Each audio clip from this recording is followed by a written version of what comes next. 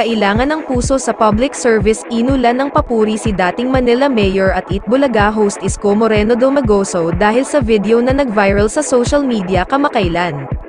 Sa isang panayam ng Showbiz on the Go sa TikTok, pinayuhan ng actor-host-politician ang Movie and Television Review and Classification Board o MTRCB sa pangunguna ng chairperson nito at anak ni It host at dating Senador Tito Soto na si Lala Soto Antonio. Nalagyan din ng puso ang serbisyo publiko na ginagawa ng ahensya, bilang nasa ilalim ito ng gobyerno. Lalo na at galing sa isang showbiz clan ang nakaupong pinuno, na dapat sana ay mas may alam upang gabayan ng maayos ang nasasakupan nito. Ito ay kasunod pa rin ng sangkatutak na batikos na inabot ni Soto at ng ahensya dahil sa hindi patas na desisyon nito na suspendehin ng 12 araw ang kapamilya noontime show na It's Showtime. I think you should know better if the chair or head of such agency ay galing mismo sa showbiz industry, because you know better than anybody else na maraming umaasa sa likod ng camera, ani Yorme Isko.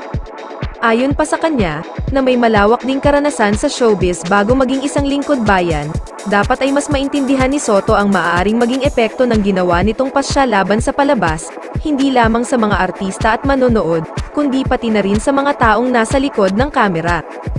Hindi lang dapat puro utak, kailangan nilalagyan mo rin ng puso.